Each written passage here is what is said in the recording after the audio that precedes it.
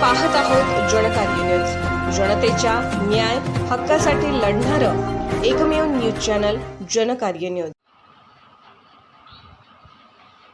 मी पत्रकार आहे, संपादक आहे। मला मराठी भाषा कोणी शिकवू नये। मी नेहमी संसदीय शब्दांचा वापर करतो। खासदार संजय राऊत। सांगलीवर बोला। मी अत्यंत पार्लमेंटरी शब्दांचाच उल्लेख करतो। मला मराठी भाषा कोणी शिकवायला नको। मी 40 वर्ष बाळासाहेब ठाकरेंबरोबर काम केलेला माणूस आहे। मी पत्रकार आहे, मी संपादक आहे। मला कोणी मराठी भाषा शिकवू नये।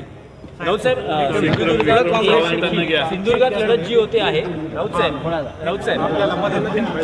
सिंधुदुर्गात नारायण राणे यांना भाजपकडून उमेदवारी आज ते उमेदवारी अर्ज भरते आहे। विनायक राऊत विरुद्ध नारायण राणे असा सामना हा सामना होणारच नाही। हा सामना एकतर्फी आहे।